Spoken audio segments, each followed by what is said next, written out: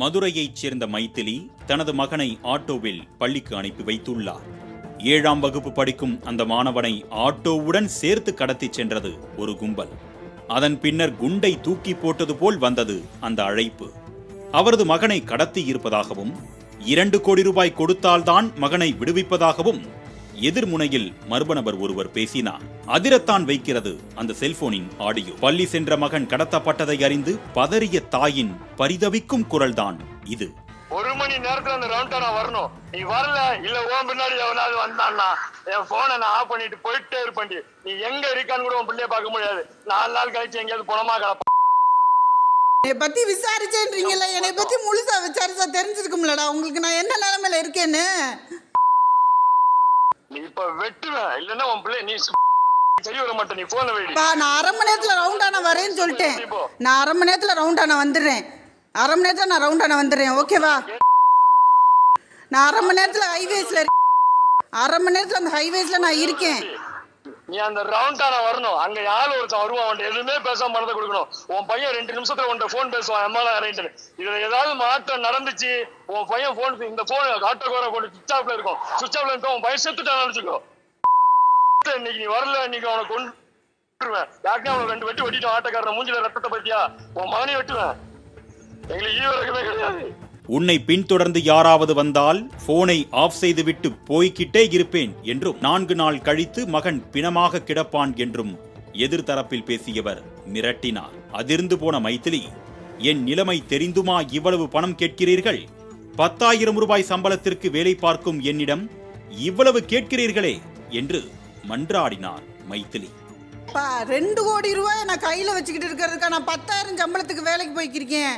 என்னங்கடா நீங்க தெரிஞ்சு எல்லாம் வரணும். நீ என்ன புத்தி தள்ளி போனா போ. எவனையும் கூப்பிட பயமே இல்ல. பேசுறது ஆட்டோக்காரன் போனு தூக்கி போட்டு போயிட்டே இருப்போண்டி. என்ன கார்ல வந்திருக்கோம் எங்க இருக்கோம் யாருக்குமே தெரியாது.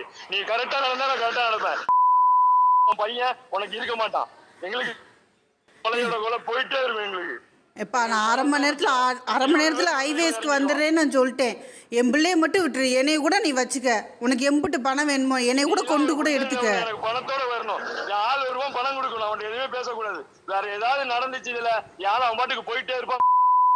துண்டு துண்டா வெட்டிடுவேன். உனக்கு தான் முக்கியம். எனக்கு முக்கியமே இல்ல. எனக்கு பணம் தான். எவன்கிட்ட போனாலும் போய்க்க. போலீஸ போனா போய்க்கோ. நீ என்ன கண்டே பிடிக்க முடியாது. கடைசி வரைக்கும் பாத்துக்கலாம் வர்றத. சரியா? எவன்டாலும் போய்க்கோ. என்ன கண்டே பிடிக்க. நான் யார்ட்டையும் போலப்பா. எனக்கு யாரையுமே தெரியாது. உனக்கே தெரியும் எனக்கு யாரை தெரியும். எனக்கு யாரையும் தெரியாது. நானும் எங்க அப்பா மட்டும்தான். பணத்தோட வரணும். பணம் இல்லாம வர்ற ஆளுக்கு ஏதாவது பிரச்சனை வந்துச்சு செத்தான். அது தெரிஞ்சுக்கோ. போன வீடி. இன்னும் 1 மணி நேரத்தில் ரவுண்டானா வர வேண்டும் என்று கூறி தொலைபேசியை துண்டித்தது கடத்தல் கும்பல். நெஞ்சை பதைக்க வைத்த இந்த சம்பவம் குறித்து SS காலனி காவல் நிலையத்தில் புகார் அளித்தார் மைத்திலி. இந்நிலையில் களத்தில் குதித்தது தனிப்படை. கடத்தல் கும்பல் சொன்ன இடத்திற்கு மைத்திலி சென்றார். அப்பொழுது போலீசார் நெருங்கி வருவதை அறிந்து கொண்ட கடத்தல் கும்பல் சிறுவன் மற்றும் ஆட்டோ டிரைவரை நாகமலை புதுக்கோட்டை 4 வழி சாலையில் இறக்கிவிட்டு தப்பி ஓடிவிட்டது. கடத்தப்பட்ட 3 மணி நேரத்தில் சிறுவனை போலீஸ் காப்பாற்றிவிட்டாலும் கடத்தியது யார்? தப்பி ஓடிய கும்பல் எங்கு சென்றது? குழந்தை கடத்தும் கும்பலா? இதற்கு பின்னணி யார் என்று பல்வேறு கோணங்களில் விசாரணையை முடுக்கிவிட்டிருக்கிறது மதுரை போலீஸ். ஏற்கனவே குழந்தை கடத்தல் தொடர்பாக அவ்வப்போது கிளம்பும் வதந்திகள் பெற்றோருக்கு பீதியை உண்டாக்கி வரும் நிலையில் மதுரையில் மாணவன் கடத்தப்பட்ட இந்த சம்பவம் பெரும் அதிர்ச்சியை ஏற்படுத்தியிருக்கிறது.